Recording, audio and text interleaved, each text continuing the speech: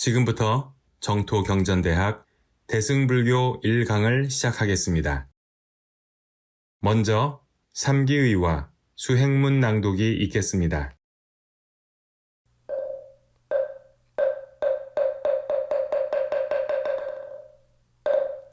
삼기의 부처님을 찬탄하고 공경합니다. 부처님께 간절한 마음으로 귀의합니다. 부처님 법 만난 것을 기뻐합니다. 모든 것은 나로부터 나아가 나에게 돌아옴을 알아 부지런히 정진하게 했습니다.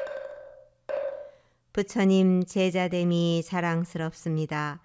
이 땅에 고통받는 모든 중생을 구원하는 보살이 되겠습니다. 수행문 모든 괴로움과 얽매임은 잘 살펴보면 다 내 마음이 일으킨다. 그러나 어리석은 사람들은 이 괴로움과 얽매임이 밖으로부터 오는 줄 착각하고 이 종교 저 종교 이절저절 이 사람 저 사람을 찾아다니며 행복과 자유를 구하지만 끝내 얻지 못한다. 그것은 안심인명의 도는 밖으로 찾아서는 결코 얻을 수 없기 때문이다. 언제 어디에서 일어난 어떤 괴로움일지라도 안으로 살펴보면 그 모든 괴로움의 뿌리가 다 마음 가운데 있고 그 마음의 실체가 본래 공한 줄 알면 모든 괴로움은 저절로 사라진다. 그런데도 사람들은 자신이 일으킨 한 생각에 사로잡혀 옳다 그르다 모양 짓고 그 모양에 집착해서 온갖 괴로움을 스스로 만든다. 한 생각 돌이켜서 이 사로잡힘에서 벗어나면 모든 괴로움과 얽매임은 즉시 사라진다. 오늘 법을 설해 주실 정토회 지도법사 지광 법륜스님께 삼배의 예로 법을 청하겠습니다. 자리 관계상 앉은 채로 하겠습니다.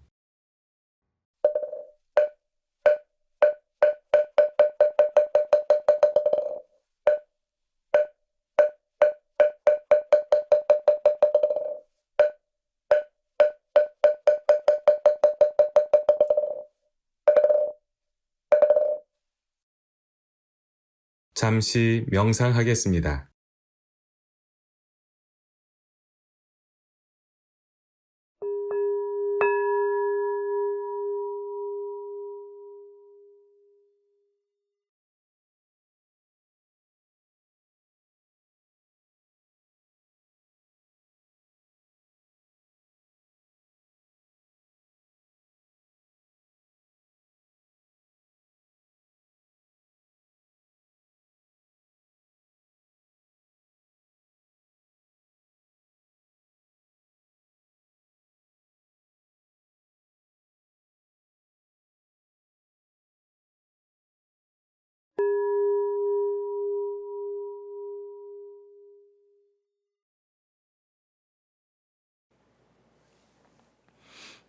안녕하세요.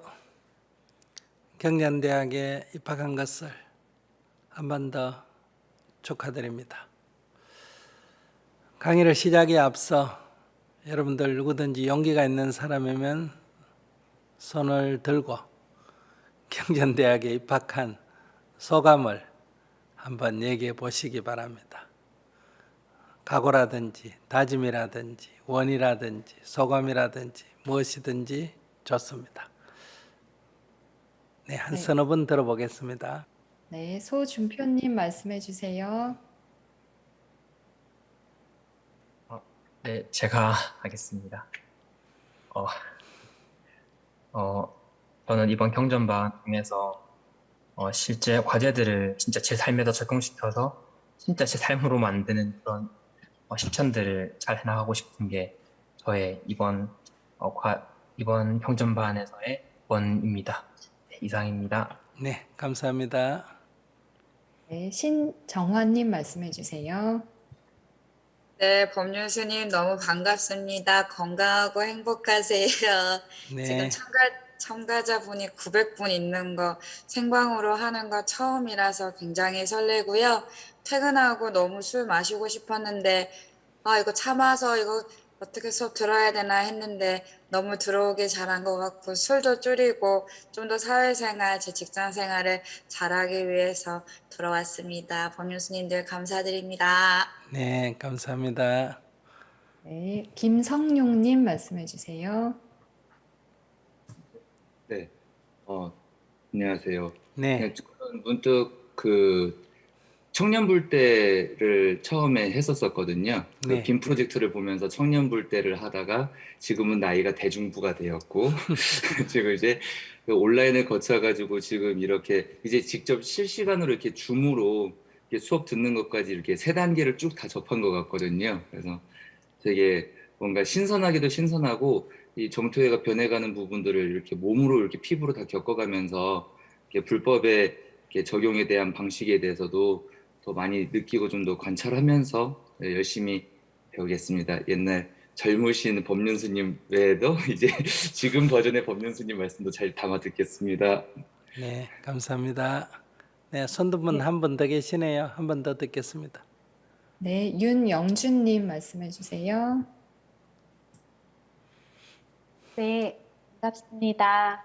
저는 기쁨반으로 불대를 졸업하고 용기를 내서 생방송 다녀와서 기대도 많이 되고 떨리는 마음도 좀 있습니다. 만약 할 수 있다면 경전반 졸업할 때는 이렇게 다른 사람들 앞에서 이야기할 때 긴장되거나 떨리지 않고 손들기 버튼을 누를 때 고민 안 할 수 있는 그런 생활이 왔으면 하는 기대입니다. 되도록 잘 듣고 이 좋은 법을 마음속에 잘 새기고 싶습니다. 이상입니다. 감사합니다. 아이고, 그래도 불교대학 졸업했다고 손을 번쩍번쩍 들고 얘기를 잘 해주시네요. 떨리지 않고 버튼을 누르는 거는 그냥 쿵 눌려버리면 돼요. 떨리기 전에 손을 먼저 눌려버리면 떨릴 여유가 없어질 거예요. 자, 여러분들 얘기 들으면서 이제 앞으로 공부할 거에 대해서 간단하게 말씀을 드리면요. 불교대학에서는 불교라는 어떤 그런 용어의 설명이나 교리나 이런 것보다는 나는 누구인가, 나는 어떻게 살아야 하는가 이런 걸 중심으로 해서 여러분께 말씀을 드리고 나의 고뇌로부터 벗어나도록 하는 것이 불교다 이렇게 주로 설명을 했습니다. 이제 경전대학에서는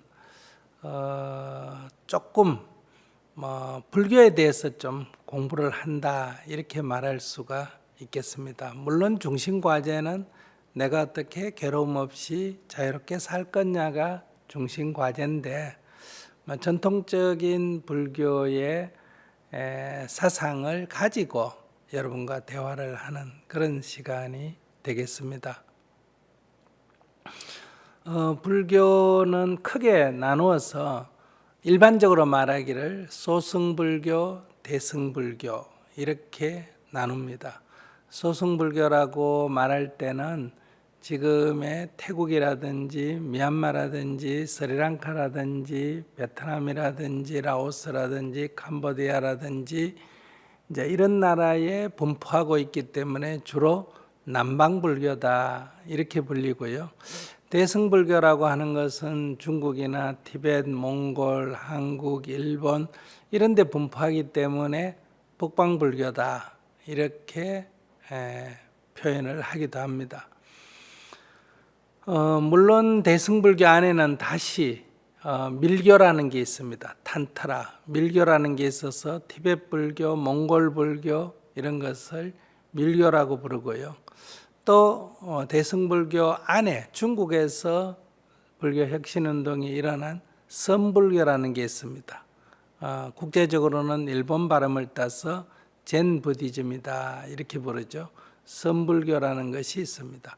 그러니까 크게는 소승, 대승 이렇게 나누지만은 그 대승 안에는 다시 대승불교, 그 다음에 밀교, 그 다음에 선불교 이것이 포함이 되어 있다 이런 얘기예요. 그러면 우리가 불교대학에서 배운 것은 주로 근본 불교의 관점, 또 다른 말로 하면 소승불교의 관점에서 아주 기본적인 불교의 요소를 또는 기본을 공부했다 이렇게 한다면 경전대학이라고 이름을 붙였지만은 이 경전대학에서 다루는 것은 대부분 대승불교입니다. 대승불교. 그래서 대승불교는 많은 경전을 가지고 있는데 그 가운데 한국 불교인들이 가장 많이 선호하는 경전이 금강경입니다. 그래서 금강경, 반야신경, 그리고 한국 불교는 또 대승불교 안에서도 선불교가 주류입니다. 그래서 선불교에서 가장 중요하게 다루는 것이 육조단경이다 이런 얘기예요. 그래서 강의 전체는 대승불교는 어떻게 해서 일어났는가 하는 과정을 다루면서 대승경전을 다루게 될 거고요. 선불교는 어떤 환경에서 발생했는가 하는 것을 설명하면서 선불교에 대한 얘기, 육조단경에 대해서 말씀을 드리고, 그리고 현재의 세계불교 현황 이런 거에 대해서, 미래불교에 대해서 말씀을 드리는 걸로 이 전체의 교과 과정이 짜여져 있습니다.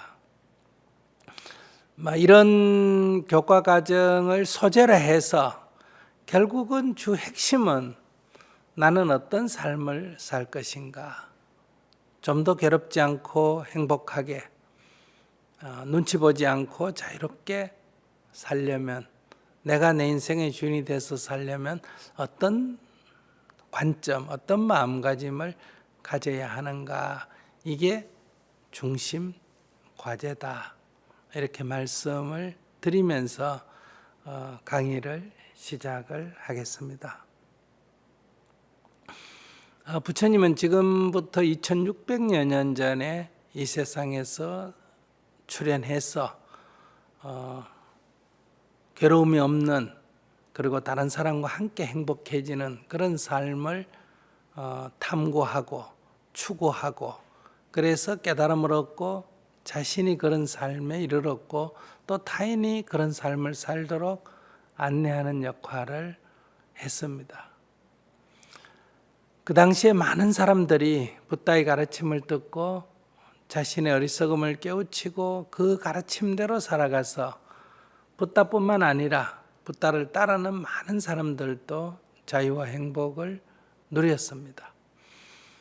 그들은 자신이 괴로움에서 벗어나서 행복했기 때문에 이 가르침에 대한 소중함이 또는 믿음이 누구보다도 깊었습니다. 그래서 붓다가 열반에 든 뒤에도 그 가르침을 모아서 소중하게 간직하고 그것을 반복해서 공부하면서 수행정진에 나갔다. 이렇게 해서 세월이 100년이 흐르고 200년이 흘러갔다.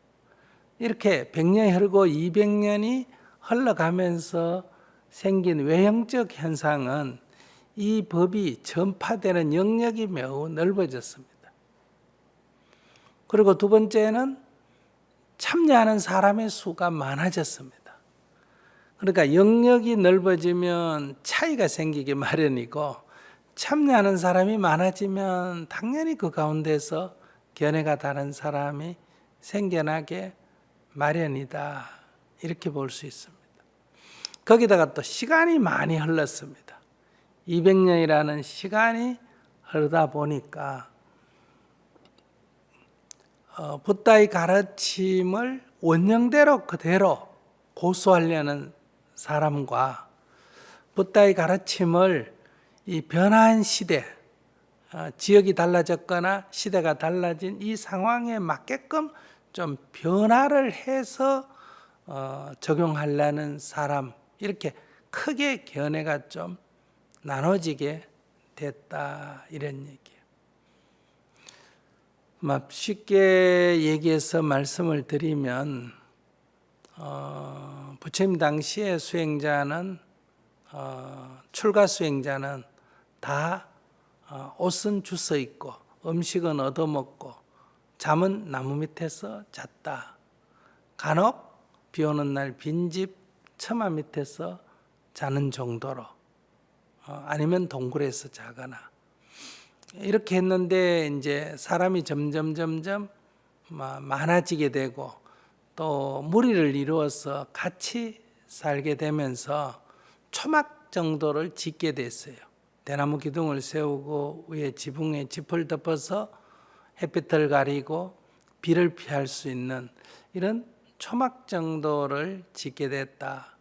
이럴 때도 당연히 논쟁이 생기겠죠.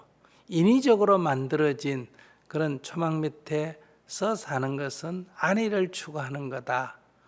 또 반대는 아니다. 부처님께서 헌옷이 있으면 주워 입지만은 헌옷이 없으면 어떻게 하라 그랬나? 새 옷을 일부러 시신을 덮었다가 벗겨가 입거나 빨가벗고 다닐 수는 없지 않느냐. 그러니까 없으면 새 옷을 입을 수도 있듯이 우리가 사람이 많고 하니까 초막 정도 치고는 살 수가 있다. 이렇게 이제 약간의 견해 차이가 나타나기 시작했다. 보시를 받는데도 마찬가지죠. 그때는 보시란 게 음식을 보시받고 음식은 그날 먹고 끝났습니다. 이것을 저장하거나 이렇게 하지 않았다 이런 얘기죠. 그런데 이렇게 출가 수행자들이 부처님 당시에는 뭐 세상으로부터 그렇게 수행자라고 존경받은 건 아니었어요. 그러나 부처님 이후로는 이 부처님 법을 따르는 제가 수행자들이 점점 많아지니까 수행자들에서 굉장히 사람들이 존경하는 마음이 일어났다 이런 얘기.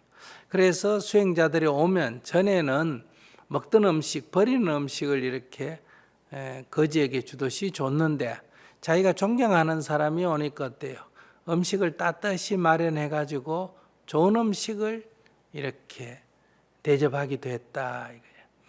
이러다 보니까 충분히 깨우침을 얻고 출가한 게 아니고 가난한 사람 중에 어려운 사람 중에는 오히려 수행자가 되는 게 그런 모양을 하는 게 음식을 얻기가 어때요? 더 수월한 면도 있었다. 이러다 보니까 마음이 깨닫지 못한 사람들이 출가사행자의 대열에 들어오면서 이 음식을 얻는 것에 욕심을 내는 이런 사람들이 생겨나기도 했다. 특히 그 가운데서 이 음식은 간이 맞아야 되잖아요. 사람마다 다 입맛이 다르니까 소금은 이렇게 걸식할 때 잘 안 줘요. 그럼 어쩌다가 소금을 얻게 되면 그 소금을 쓰고 남는 거를 어디 바위 틈이나 나무 틈에 놔놨다가 이튿날 음식이 싱거울 때 약간 뿌려서 먹는 뭐 이런 거는 크게 문제가 되지 않지 않느냐 하는 생각을 갖는 사람과 아니다. 그것이 무엇이든 저축하는 것은 집착이 된다. 그래서 그것은 계율에 어긋난다. 이렇게 견해가 생겨나다가 심지어는 이제 어떤 일까지 생겨나느냐. 이제 돈을 받을 수 있느냐 하는 문제예요.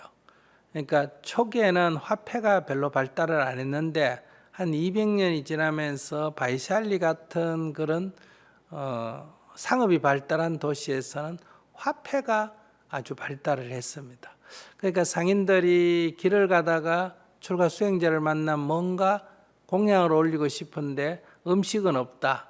그러니까 돈을 보시를 하게 되고 그러면 그 돈을 보시 받은 거를 음식점에 갖다 주면 음식을 받을 수 있으니까 이거는 무슨 돈을 저축하는 게 아니지 않느냐. 음식을 공양해야 되는데 음식이 없기 때문에 교환권을 준 거고 그 교환권을 가지고 가서 음식점에서 음식을 얻으면 되지 않느냐. 이런 데서 이 화폐 경제를 받아들여야 된다 하는 젊은 진보층 수행자들이 있고 그 다음에 원로들은 그건 정말 안 되는 일이다. 이런 이제 반대도 있고 뭐 이런 식으로 이제 견해 차이가 나타나기 시작합니다. 이러면서 크게 성단이 두 가지로 지지 세력이 이제 모여들면서 나눠지게 되는데 여기서 상좌부라고 불리는 거는 고수 부처님의 가르침을 그대로 시대가 바뀌거나 지역이 바뀌는데 관계없이 그대로 전수해서 간직해야 한다 하는 요즘 말하면 좀 보수적인 입장, 이거를 상자부라 그러고 좀 시대에 맞게 좀 변형을 해야 된다. 부처님 말씀에도 소소한 계율은 버려도 좋다고 하지 않았느냐 이러면서 이제 변화를 추구하는 것을 대중부라 그래요. 대중부. 그래서 상자부하고 대중부로 크게 이렇게 나눠져서 결과적으로 불묘로 한 200년이 지나면 아예 조직이 둘로 나눠져서 별개의 조직이 되게 된다. 이거를 이제 근본 분열이라 그래요. 상가의 근본 분열이다. 이렇게 둘로 나눠지게 됩니다. 이렇게 이제 나눠지기 한 번 나눠지면 다음에는 이제 나눠지기가 더 쉽죠. 그렇게 해서 이제 대중부는 이제 불묘로 200년에서 300년 사이에 또 나눠지고 또 나눠지고 또 나눠지고 이렇게 나눠져 가고 상자부도 이제 처음에는 원칙을 고수하다가 그 안에서도 또 원칙을 고수하는 중에도 아주 그대로 가자는 것과 조금 바꾸자 이런 차이로 거기에도 또 세월이 흐르면서 분열이 일어나게 된다. 이렇게 이제 분열이 일어나면서 상가가 이제 조직이 나누어지게 되면서 이 사이에서는 어떤 문제가 발생하냐? 왜 자기들은 이런 주장을 하게 되느냐 하는 자기들의 주장의 정당성을 주장할 수밖에 없잖아요. 그러면서 이제 경을 인용해서 부처님의 경전의 말씀에 근거하면 우리가 이렇게 사물을 봐야 된다 하는 이제 논문을 쓰게 된다. 자기들의 정당성을 논증하는 그런 글을 쓰게 된다. 이런 얘기. 그러면 이제 다른 쪽에서는 그거에 대한 비판적인 또 글이 나오겠죠. 그 다음에 이제 계율에 대해서도 적용하는 것이 뭐 소금은 받을 수 있다, 소금은 받을 수 없다 이렇게 해서 이제 부파에 따라서 계율도 조금 달라지고 그 다음에 이 주로 하는 부처님의 말씀을 읽는 경전도 조금 이제 내용이 다른 이제 이런 일이 발생하게 되면서 주로 이제 자기 부파에 들어오는 어린 스님, 첫 스님들은 왜 우리 부파가 정당한가? 이 많은 부파 중에 우리가 가장 정통성이 있고 바르다 하는 것을 먼저 배우게 되는 거예요. 그러니까 이런 글을 갖다가 논장이라 그래요. 논장. 그러니까 부처님의 진리에 대한 말씀을 모아놓은 것을 경 또는 경장이다 이렇게 부르고 부처님의 어떤 바르게 우리가 살아가야 할 어떤 실천적 덕목을 모아놓은 것을 율이라 그래요. 계율. 이걸 율장이라 그래요. 그러니까 처음에 경전을 결집할 때 제1결집 왕사성박 칠력굴에서 제1결집을 할 때는 경율만 결집이 됐고 100년이 지난 뒤에 바이샬리에서 제2결집을 할 때도 이 경율에 대해서 보완만 했다 이런 얘기예요. 좀 수정 보완했다. 그런데 이제 이런 논쟁이 일어나면서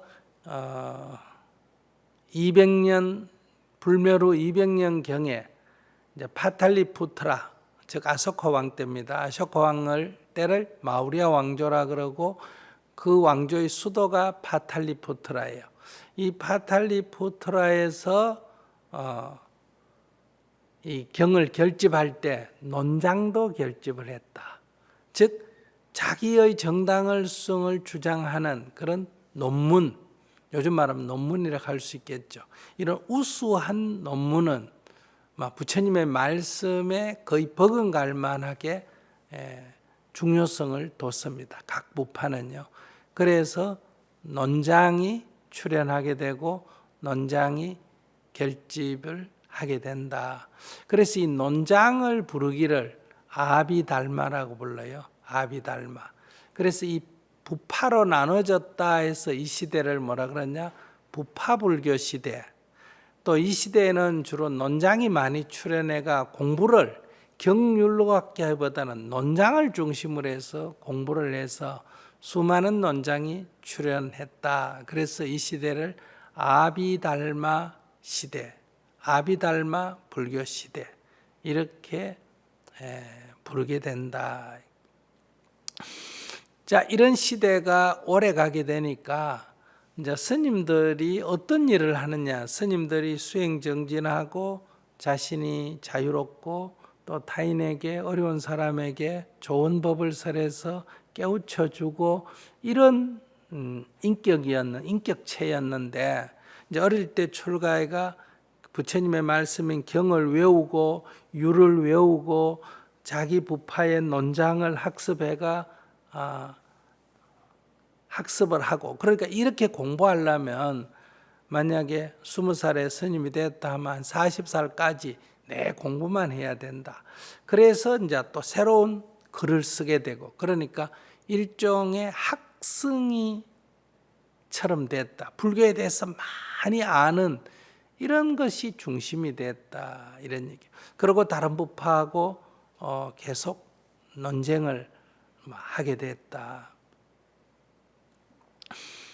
그러니까 대중이 볼 때는 내 삶에 직접 관계가 없잖아요. 이게 옳다 저게 옳다 하고 논쟁하는 게 생활하는 일반인에게는 오히려 혼란스럽다 이 말이에요. 그렇게 되다 보니까 스님들 중에 일부는 또 대중은 어쨌든 어려우니까 복을 빌고 자꾸 이러니까 그러니까 스님들에게 기도해 대신에 좀 복 받는다, 스님께 공양 올리면 복 받는다, 또 이런 게 나왔단 말이에요. 그래서 일부는 종교 지도자로, 힌두교처럼 종교 지도자로 가고, 일부는 완전히 이렇게 전문 학자로 가는 이런 경향이 발생하면서 대중들은 자기 삶의 고뇌로부터 도움을 얻을 수 있는 길이 점점 멀어지게 됐다. 그래서 이 대중들이 출가 수행자들로부터 뭔가 도움을 얻지 못하니까 이제 자기들끼리 모여서 부처님을 그리워하고 이제 자기들끼리 서로 돕는 이런 이제 운동이 일어나게 됐다. 그러니까 이 새로운 제가 신자가 중심이 된 그러니까 제가 수행자가 중심이 된 이러한 새로운 운동은 어디를 중심으로 일어났느냐? 아소카 왕이 세운 그 부처님의 사리를 넣어놓은 탑 있잖아요. 탑을 중심으로 해서 형성되기 시작했다. 부처님을 그리워하지만 부처님은 형상이 없잖아요. 그러니까 부처님의 사리를 모신 그 탑을 중심으로 해서 그리고 불상이 이제 제작이 돼가 세상에 나오면서 이걸 갖다 불탑 신앙이라 그래요. 탑이나 불상을 오히려 신앙하는 이런 이제 제가자 중심의 신앙 공동체가 출현하게 됐다.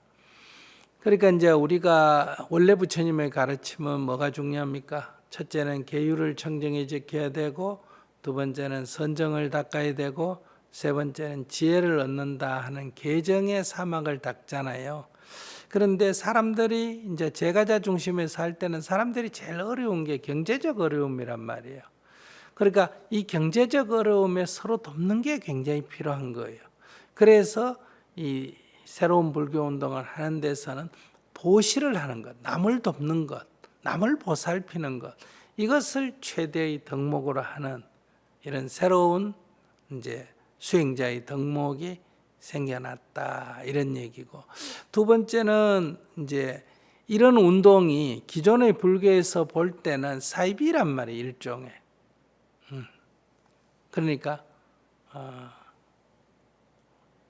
이 정통이 아니다.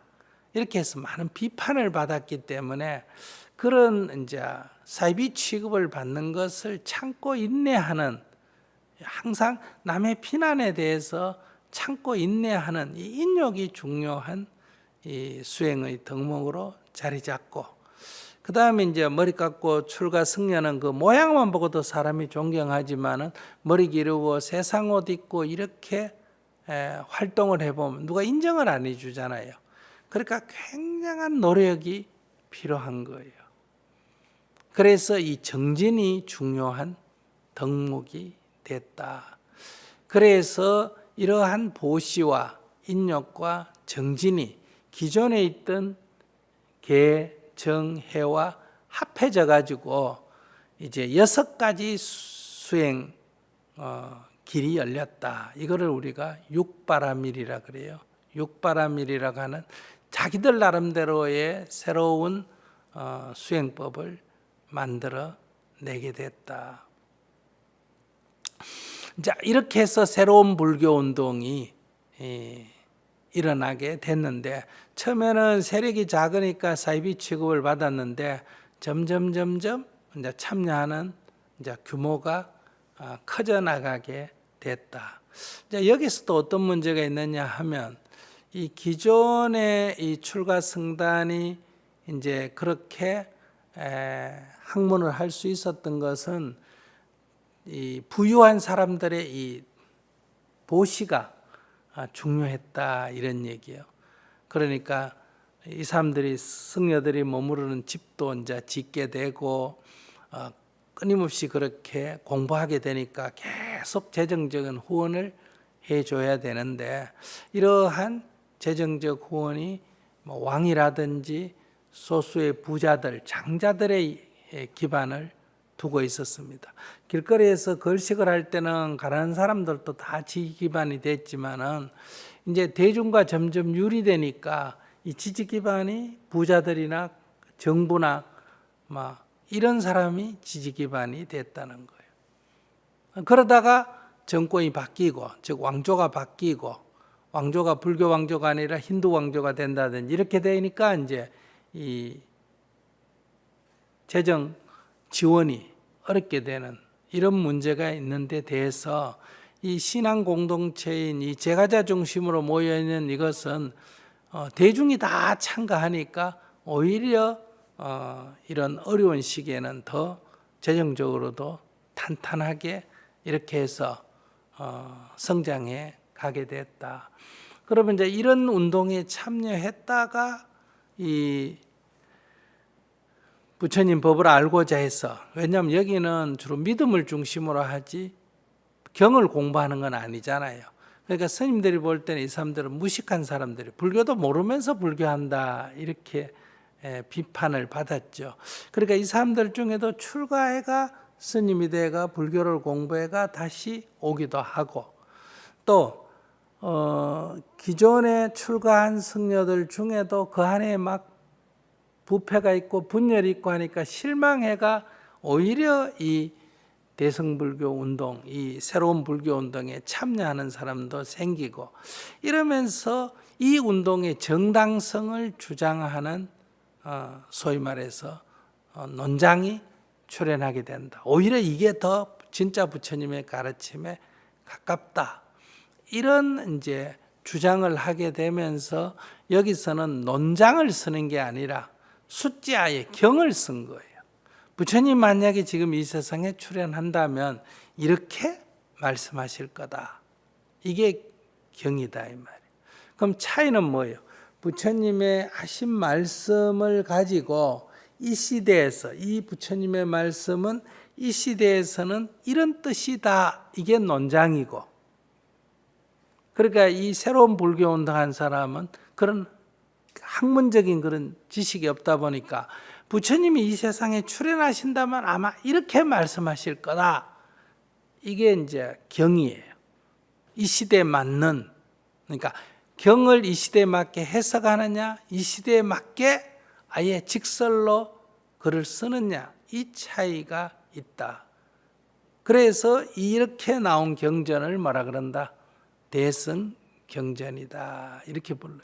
그러니까 이 대승경전이 출현하니까 기존의 스님들이 볼 때는 지금까지 없던 경전을 경전이라고 하니까 대승비불설이다, 사이비다 이렇게 배척을 했고, 대승을 믿는 사람들은 성단에서 추방을 해버렸어요. 그리고 불교 왕국에서는 그런 사람들은 정부가 체포를 해서 감옥에 넣기도 하고, 뭐 이렇게 이제 탄압을 했다 이렇게 볼 수 있죠. 그러니까 이제 이 대중을 중심으로 한 새로운 불교 운동을 일으킨 사람들은 이제 기존의 불교에 대해서 너는 너 수행밖에 모른다, 자기 해탈밖에 모르는 사람들이고, 우리는 나의 수행과 이 고통받는 중생을 함께 껴안고 가는 그런 수행이다. 그래서 이 사람들은 기존의 불교를 소승이라고 이름을 붙이고 자기들은 대승이다 이렇게 이름을 붙인 거다. 그러니까 이 소승이니 대승이니 하는 말은 대승불교에서 나온 말이지, 기존의 불교가 스스로 우리는 소승이다 이렇게 말하지 않았다. 기존의 불교는 자기들은 뭐다? 오리지널이다, 너는 사이비다 이런 관점이고, 새로운 불교 운동을 일으킨 사람들은 우리는 대승이고 너는 소승이다 이렇게 해서 이제 사상 논쟁을 하게 됐다. 테라바타라 그래요. 테라바타. 그러니까 우리가 태국 불교나 남방 불교를 지역으로 남방 불교다 또는 대승의 입장에서 소승 불교다 이렇게 이름을 하지만은 그 사람들은 자신을 소승이라고 이름을 붙인 적이 없다 이런 얘기. 그래서 우리가 이제는 존중해서 그들이 원하는 이름은 뭐다? 테라바타다. 테라바타라고 불러줘야 된다 이런 얘기예요. 그러니까 기존의 불교가 이제 소승불교라고 대승에서 폄하하고, 우리는 대승이다, 우리는 큰 수레, 여러 사람을 태워가는 이런 수레고, 너는 너 혼자밖에 못하는 작은 수레다 이렇게 해서 이제 이런 용어는 뭐예요? 논쟁에서 우위를 점유하려고 하는 거죠. 이렇게 제가자 중심으로 일어났기 때문에 당연히 이 교단의 지도자가 뭐예요? 출가 스님들이 아니고 제가 지도자다. 그래서 이분들은 이 출가 수행자는 이상적인 인격, 깨달음을 얻은 이상적인 인격이 뭐예요? 아라한이, 아라한. 그러니까 붓다는 곧 아라한이에요. 아라한이 곧 붓다다 이 말이에요. 그러나 붓다는 10가지 명호가 있죠. 열의 시포라 그래요. 그런데 그 중에 아라한이 있습니다. 그러니까 붓다는 스스로 깨달은 이를 우리가 붓다라고 부르고, 부처님의 가르침을 듣고 깨달은 이는 같은 깨달음을 얻었지만은 붓다라고 안 부르고 아라한이라고 불렀다 이런 얘기예요. 그러니까 대승불교인들은 우리는 아라한이 되는 것이 수행의 목표가 아니고, 우리도 뭐가 되는 게 목표다? 붓다가 되는 게 수행의 목표다 이렇게 얘기한 거예요. 그리고 붓다가 되기 위해서 마음을 내서 붓다의 길을 가는 사람을 뭐라 그런다? 보디사트바, 보살이라고 부르는 거예요. 그러면 원래 불교에서는 붓다는 서가모니 붓다 한 분밖에 없고, 보디사트바도 부처님이 출가해서 깨달음을 얻기까지 수행 정진하던 이 6년간을 뭐라 그런다? 보디사트바라 그래요. 그러니까 보살도 부처님이 깨달음을 얻기 전에 보살이란 칭호를 썼고, 깨달음을 얻고 난 뒤에는 부처님이라는 용어를, 이건 일보살만 사용하는 건데, 이 대승불교에서는 누구나 다 부처가 되겠다고 마음을 내면 뭐가 될 수 있다? 다 보살이다. 그래서 다보살 사상이에요. 보살이 수도 없이 많다 이 말이에요. 그리고 누구든지 깨달음을 얻으면 뭐가 된다? 부처가 될 수가 있다. 이게 다불 사상이에요.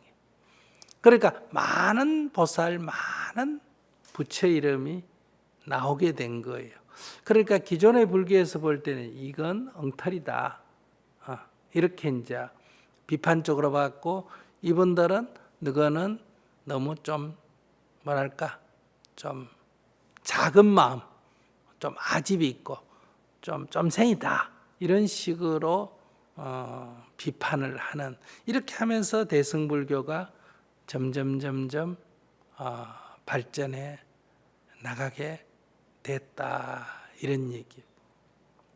이렇게 해서 대승불교가 이제 점점 독자적인 성단, 상가를 만든다. 이렇게 되니까 중간에 이 부파불교 안에 뭐가 있었습니까? 상자부가 있고 대중부가 있었죠. 이 대중부는 좀 현실에 맞게끔 좀 바꾸자 하는 게 대중부예요. 그런데 여기에 이것 말고, 이거 다 합해가 소승불교예요. 이것 말고 뭐 머리를 기르는 사람들이 중심이 돼가 대승불교가 일어나니까 이 대중부가 설 자리가 없어진 거예요. 아예 근본을 유지하자 그러면 아예 상자부로 가고, 좀 더 변화를 하자 하면 오히려 대승불교가 더 적극적인 주장을 하고 있다 보니까, 이렇게 해서 이 대중부, 부파불교 안에 있던 대중부는 시간이 흐르면서 소멸하고, 이 상자부가 이제 원칙을 고수하는, 원형을 지키자 하는 것으로 가서 오늘날 테라바타가 된 거고, 그 다음에 제가 수행자들이 중심이 돼서 일어나면서 거기에 많은 출가 수행자도 참여하는 이런 새로운 불교 운동이 대승 불교 운동이다. 그러니까 이 대승불교의 상가, 이 구성원은 머리를 길었든 깎았든 그건 별로 중요시하지 않는다, 이런 얘기. 출가 제가 그 중요 안 하다.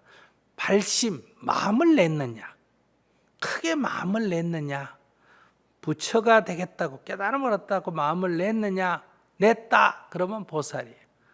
그 출가한 스님도 마음이 좁으면 그건 보살이 아니고, 제가 한 신자라고 다 보살이 되는 게 아니라 발심하지 않으면 보살이 아니다. 그래서 발보리 심자, 마음을 낸 사람, 깨달음을 얻겠다고 마음을 낸 사람을 보살이라고 부르고, 보살이라야 상가 구성원이 될 수가 있다. 그런데 그 보살은 누구든지 남자도 괜찮고 여자도 괜찮고 남녀 차별을 하지 않는다. 또 출가자도 괜찮고 재가자도 괜찮다. 출재가를 차별하지 않는다. 그러니까 남자 출가 수행자, 여자 출가 수행자, 남자 재가 수행자, 여자 재가 수행자가 다 이 상가 구성원이 될 수가 있다. 그래서 대승은 보살상가고, 보살상가는 사부대중, 네 부류로 구성한다. 출가 남자 수행자, 출가 여자 수행자, 재가 남자 수행자, 재가 여자 수행자, 이렇게 구성이 됩니다. 그러면 이 소승불교 또는 테라바타에서는 상가가 어떻게 구성이 되느냐? 출가 남자 수행자, 출가 여자 수행자, 비구, 비구니, 그 다음에 20세가 아직 안 된 출가 남자 수행자, 출가 여자 수행자, 사미, 사미니, 그리고 여성 수행자는 출가를 했을 때 2년간, 20세가 넘어도 성인이 돼도 2년간은 비구니가 안 되고 중간 단계가 있습니다. 왜냐하면 아기를 가지고 출가했을 수가 있기 때문에. 그렇다고 아기를 가졌기 때문에 출가 수행자가 안 된다가 아니라, 이름을 그 사이에 이 임시 수행자 이름을 갖는 사람을 이제 식차마나라 그래요. 식차마나.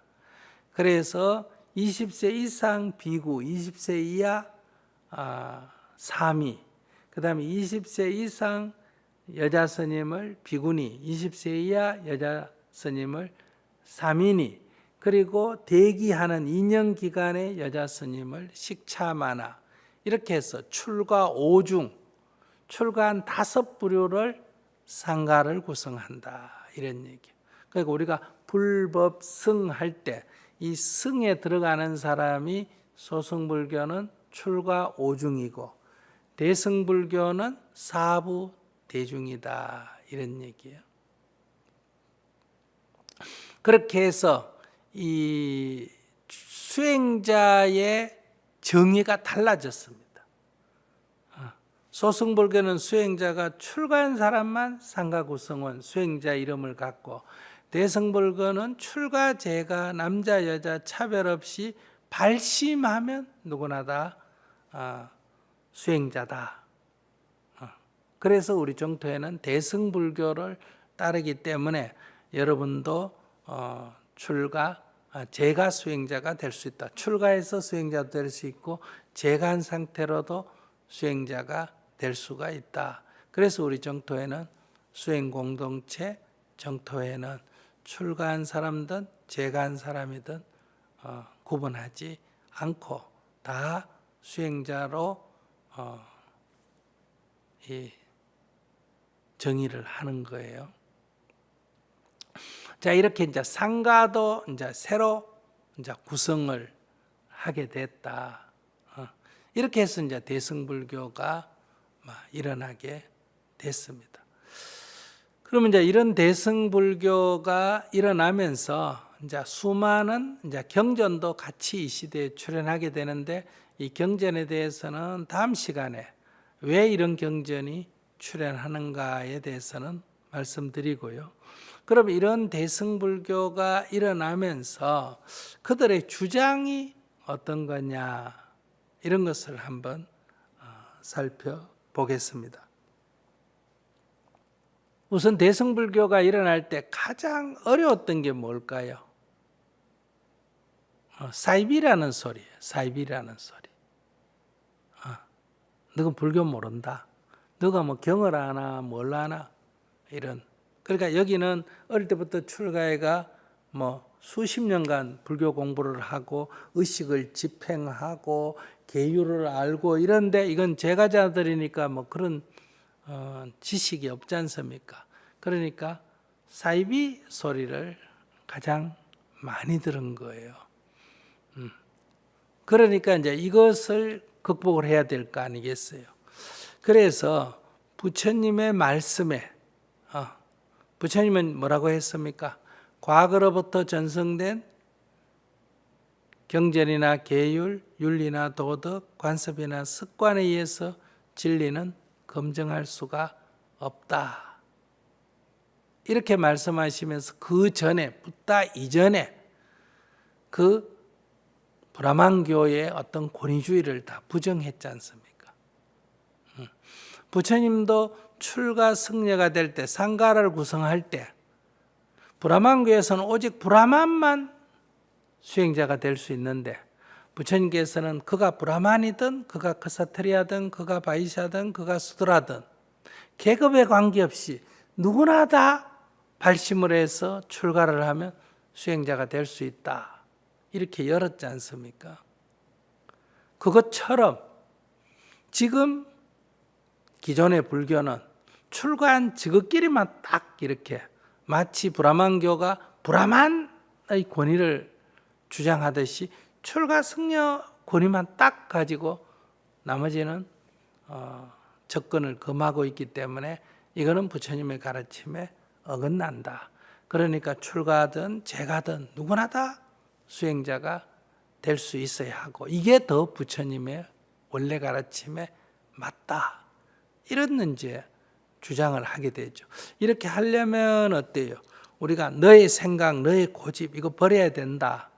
이렇게 하지 않습니까? 그것처럼, 그래서 이거 뭐하라 그러잖아요. 그것처럼 요게 진리다, 요게 불법이다, 요 생각도 부처님의 가르침에 어긋난다. 중도의 가르침에 어긋난다. 그래서 이분들이 부처님의 근본 가르침의 핵심이 연기법하고 중도지 않습니까? 이 중도에서 진리는 이렇게 뭐라고 형상으로 딱 정해가 말할 수가 없다. 처음엔 이렇게 주장을 했어요. 이게 무유정법입니다. 이 무유정법의 관점에서 쓰여진 게 금강경이에요. 이 무유정법을 주장하면서 이게 진리다라고 모양을 지었다. 이 모양상자를 써서 모양을 지은 것은 부처님 가르침에 어긋난다. 그러니까 이게 진리라라는 모양, 이 고정관념, 이거는 진리라고 할 수가 없다. 그래서 상이 비상임을 알면 이게 깨달음이다. 그래서 여기 이 소승불교가 이게 진리다 하는 것을 뭐라 하냐면 상이라 그러고, 그것을 타파하기 뭐습니다. 아니비자를 써서 비상이다 이렇게 주장했어요. 그래서 금강경에도 계속 비상의 얘기가 나오게 된다. 그러다가 그 다음에 이제 어때요? 점점 대승불교가 이제 주류로 등장하면서는 이것을 용어를 바꿨습니다. 공이다, 공.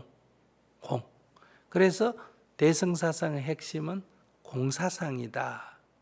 이렇게 말할 수. 이거는 근본불교에서의 무아와 무상이 계승된 거다. 이렇게 볼 수 있습니다. 공사상을 주장을 하게 됐다. 그러니까 공사상이라는 공이라는 용어가 나오기 전에 조금 이제 소승의 언어를 빌면서 비판적으로 나온 언어가 비상, 무유정법 이런 언어를 쓰다가 이제 공이라는 언어를 써서 대승불교 핵심 사상이 공사상이다. 그 다음에 대승불교의 주체자, 수행의 주체자는 뭐다? 보살이에요. 그래서 여기 보살사상이라는 게 나오게 됩니다. 보살사상은 수행의 목표가 아라한이 되는 게 아니라 부처가 되는 거다. 이제 이런 관점이고, 그러니까 너는 겨우 수행해봐야 아라한이 되는 게 목표다. 이걸 근데 성문성 영각성이라 그러고, 우리 보살성은 보살 수행자들은 궁극적으로 부처가 되는 것이 수행의 목표다. 그런데 아라한은 현실에 존재하지만은 부처는 현실에 존재하지 않지 않습니까? 그래서 보살, 초발심 보살도 있지만은 부처의 지위에 가까이, 거의 부처의 지위에 이르는 보살도 있다. 이런 보살이 이제 관세음보살, 지장보살, 문수보살, 보현보살, 대세지보살 이런 이제 성인의 위에든 보살이 현실에서 우리가 만날 수 있는 사람들이다. 그러니까 자기들의 그 수행 공동체에서 아주 헌신적이고 정진을 많이 해서 위대한 지도자가 된 사람들을 이제 그들은 보살이라고 부르고, 그러나 보살 따로 있고 중생 따로 있는 게 아니라 우리도 마음을 내면 보살이다. 다만 우리는 초발심 보살이고 스승은 이제 높은 보살이다. 이렇게, 그러나 다 같이 보살이다. 우리 정토행자가 다 멤버다 이러듯이 이제 이런 관점에 있어서 보살 사상이 나오고, 이 보살은 상구보리하고 하와중생한다. 요약하면, 그러니까 수행을 해가지고 공부해가지고 깨달음 얻는 것만 하는 게 아니라 한쪽으로는 자신의 깨달음을 얻는 수행을 하면서 다른 한쪽은 어리석은 사람을 깨우치고 어려운 사람을 돕고 하는 이런 하와 중생의 길을 가야 된다. 이것이 이제 소승과 가장 크게 대별되는 거예요. 너는 자기 깨닫는 공부, 자기 학문, 자기 공부만 하지 않냐? 대중이 보시하는 거 먹고 지수행만 하지 않느냐? 그러니까 너는 너 혼자 타고 가는 수레다. 그런데 우리는 어떠냐? 여러 명을 태워가는 수레다. 이 대승이라는 거예요. 그래서 대승사상은 상구보리 하와중생이다. 이런 얘기. 그 다음에 이제 두 번째, 나를 이롭게 하는 것과 남을 이롭게 하는 것은 같은 거다. 남을 이롭게 하는 것이 곧 나를 이롭게 하는 거다. 남을 돕는 것이 곧 나를 돕는 거다. 내가 깨달음을 얻는 것이 곧 타인에게 도움이 되고 타인을 돕는 일이 곧 나를 돕는 거다. 이게 뭐다? 자리이타. 나를 이익되게 하는 것과 남을 이익되게 하는 것이 하나다. 이런. 그 다음에 또 동체 대비 사상이 있습니다. 동체 대비. 너가 불쌍해서 내가 돕는다가 아니라 너와 내가 한 몸이다. 그러니까 중생의 아픔을 내 몸이 아픈 것처럼 느낀다. 같은 몸에서 아픔을 느끼듯이 느낀다. 이걸 뭐라고 한다? 동체 대비라 그래요. 그러니까 자기가 잘못해가 지옥에 떨어졌다 하더라도 저걸 구할까 말까가 아니라 이것이 나의 일부, 내 손이, 내 발이 고통, 내 자식이 고통을 겪는 것처럼 느끼기 때문에 지장보살은 지옥에 가서 지옥 중생을 구제한다. 지옥 중생을 다 구제하기 전까지는 나는 성불하지 않겠다. 이런 중생을 구제하는, 어려운 사람을 돕고 같이 껴안고 같이 나아가는 이거를 대승 수행에서는 매우 수행자 상에서 중요시 했다. 그러니까 소승 수행자하고 완전히 좀 차별이 되죠. 그래서 이 대중의 지지를 많이 점점 받게 될 수밖에 없었다. 그러나 이제 여기서 부처님의 근본 가르침의 입장에서 볼 때는 대승불교가 갖는 위험도 있습니다. 왜냐하면 부처님을 점점 신격화시켰습니다. 그래서 부처님은 본래부터 부처님이셨다. 부처님은 중생을 구제하러 이 세상에 오셨다. 그러니까 마치 이 브라만 교회, 이 브라만과 별 차이가 없는 거예요. 부처님하고 이것이. 그래서 우리 중생에게는 다 불성이 있고 부처의 성품을 가지고 있다. 이거는 하늘에는 브라만이라고 하는 신이 있고 그 신의 분신이 우리 각자에게 다 뭐다? 아트만으로 있다. 이게 버마 일여사상 아닙니까? 이거와 동일하게 점점 사상이 이렇게 신앙적으로 바뀌게 된 거예요. 그래서 본래 부처님이라는 모양과 형상이 없는 분이 계신다. 그분을 뭐다? 법신불이다.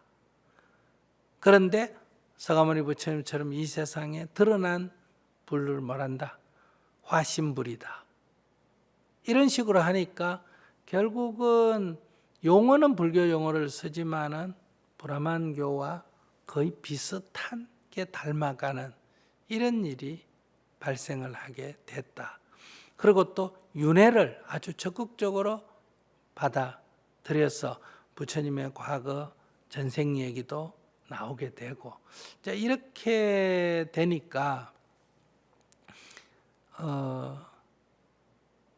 이 불교의 어떤 그런 고유성에 그 무아와 무상, 연기사상 이런 것이 용어는 쓰지만은 일부 이제 힌두하고 믹스가 되기 시작했고, 나중에 이제 밀교에 가면 완전히 힌두교하고 믹스가 되기 시작한다. 이런 얘기.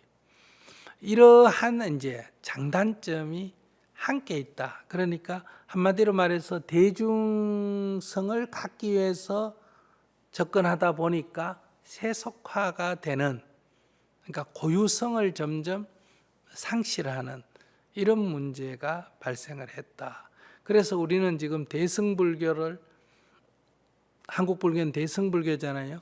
대승불교를 하고 있기 때문에 불다의 어떤 근본 가르침인 그런 수행적 이미지는 점점 적어지고 신앙적 이미지가 점점 커집니다. 그래서 우리나라 전통 불교는 대승불교이기 때문에 다 부처님은 법신, 보신, 화신이 있다. 기독교의 성부, 성자, 성령 하듯이 거의 이렇게 이제 바뀌어 나가게 된 이런 문제점도 있습니다만은 어쨌든 그 당시에는 대승불교는 새로운 불교 운동이었고 대중의 지지를 받으면서 기존의 불교의 문제점을 극복해 가는 이런 대승불교 운동이 일어나고, 그 초기에 많은 대승 사상이 경전으로 출현한 것이 대승경전이다. 그래서 우리가 이 대승경전을 공부하면서 이 마음 공부하는 수행자로서의 자세, 그리고 세상에 대한 관점, 이런 것들을 공부해 보는 게 우리가 앞으로 해야 할 일이다. 이렇게 볼 수가 있겠습니다. 여기까지 이제 말씀을 드리면서 우리는 이제 대승불교의 그 좋은 점, 장점 이것을 공부하지만은 그러나 대승불교는 옳고 소승불교는 잘못됐다. 이것은 대승적인 관점에 지나치게 서 있다. 이런 얘기예요. 그래서 우리는 대승불교의 그 장점을 공부하면서도 대승불교와 소승불교의 문제점을 같이 바라보는 이런 자세가 필요하다. 부처님은 어떤 논쟁하는 것을 부정하셨습니다. 논쟁하지 마라 그랬어요. 논쟁할 게 없다. 그 사람이 다른 주장을 하면 그 사람 나와 생각이 다르구나 하고 두지 논쟁할 필요가 없다. 논쟁을 해서 이긴다고 문제가 해결되는 것은 아니라는 거죠. 다만 내가 바른 길을 가고 바른 길을 주장하는 것은 괜찮지만은 다른 종교, 다른 철학, 다른 사상하고 이게 옳으니 저게 옳으니 논쟁하는 것은 부처님의 가르침이 아닙니다. 그러나 이제 역사적으로는 항상 이게 경쟁을 하게 되면 논쟁을 하게 돼요. 우리가 더 옳다, 우리가 더 정법이다 이렇게 논쟁을 하게 된다. 그래서 대승불교에서는 소승불교를 좀 비하하는, 비판하는 그런 좀 내용이 들어있다. 그러면 여러분들이 경전을 읽으면서 이상하다. 부처님은 남을 이렇게 비판적으로 보고 등대에 대놓고 비난하고 이런 거 없는데 왜 이런 게 경전에 있을까? 복을 비는 게 없는데 왜 이런 얘기가 있을까? 이렇게 궁금할 수도 있습니다. 그런데 그것은 대승경전이 출현할 때 이 대승 수행자들이 엄청난 핍박을 받고 그 핍박 속에서 꾸준히 정진해 가지고 결국은 자기들의 정당성을 주장해 왔기 때문에 그 소승에 대한 어떤 그런 비판적인 글들이 나올 수밖에 없었다. 이런 관점을 가져야 우리가 경전을 올바르게 이해할 수가 있지. 그렇지 않으면 고지고대로 들으면 대승경전을 공부하면 소승경전은 다 잘못됐고 소승 수행자들은 다 급이 낮고 우리는 급이 높다. 이렇게 오해할 수가 있고 선불교를 잘못 공부하면 경전 공부하는 사람은 급이 낮고 참선해야 급이 높다. 이렇게 또 오해할 소지가 있다. 이런 것은 서로 정당성을 주장하는 과정에서 나타난 역사적인 하나의 현상이다. 이렇게 보시면 되겠습니다. 이 대승불교 공부는 어떤 면에서 우리가 좋은 점이 있느냐 하면 불교를 모르다가 불교를 아는 사람들은 대승불교가 별로 중요하지 않는데 내가 불교를 알고 있는데 불교를 잘못 알고 있다. 이럴 때는 대승불교의 관점이 매우 중요하다 이거예요. 내가 믿고 있는데 문제가 있는 것을 발견하는 데는 대승불교의 관점이 매우 중요하다. 그런 면에서 초기 대승불교 운동을 일으키면서 중요하게 여겼던 경전이 금강경이기 때문에 금강경은 공사상을 가르치지만 공이라는 용어는 안 나옵니다. 그러니까 초기 대승경전이다. 이렇게 볼 수가 있죠. 그래서 그들이 어떻게 마음 공부를 하고 부처님을 흠모하면서 정진을 했느냐 하는 것을 우리가 다시 새겨볼 수가 있다. 오늘은 이렇게 이제 역사에 대해서 이 불교 역사에 대해서 공부했기 때문에 또 불교가 이렇게 타락했을 때 또 새로운 불교로 운동을 일으키는 이런 많은 사람들의 선각자들에 의해서 오늘 불교가 나에게 이르렀다 하는 이 불교 공부를 하면서 이런 것도 감사하고요. 여러분들이 이제 남편을 잃어보면 아내를 잃어보면 남편 아내가 얼마나 감사한지 알 수 있고 부모가 돌아가신 뒤에 또는 내가 부모가 돼 보면 부모가 얼마나 감사한지 알 수 있고 직장에 불편이 많지만은 직장을 그만두고 나와 보면 직장이 얼마나 감사한 줄 안다.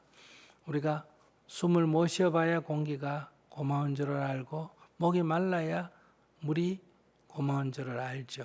이렇게 우리 삶에서는 감사할 게 참 너무나 많은데 우리는 감사할 줄 모르고 산다. 그래서 불평불만이 많은 거예요. 오늘은 여기까지 했습니다. 제가 얘기한 거를 다 메모해가 기억하려고 하지 마세요. 우리는 무슨 학문을 공부하는 사람들이 아니잖아요. 대강 이렇구나. 이래서 앞으로 건강경이 공부할 때 건강경이 이래서 나온 경전이구나. 이렇게 아웃라인만 이해하면 됩니다. 그러니까 너무 막 메모해가 학문적으로 연구 안 하셔도 된다. 다시 한번 이런 말씀을 드리며 오늘 강의를 마치겠습니다. 잠시 명상하겠습니다.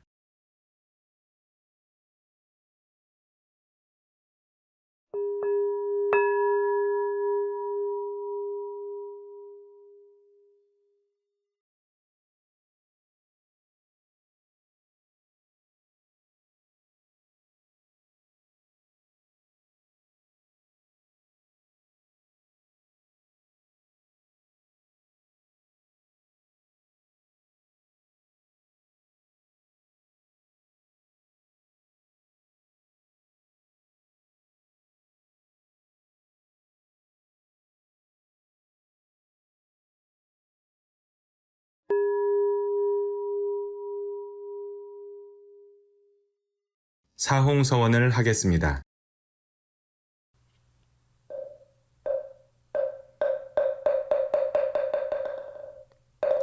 사홍서원.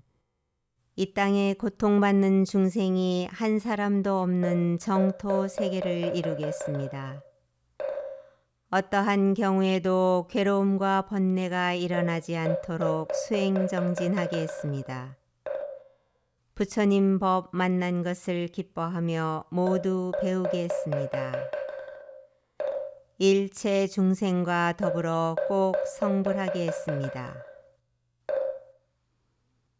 이것으로 정토경전대학 대승불교 1강을 마치겠습니다.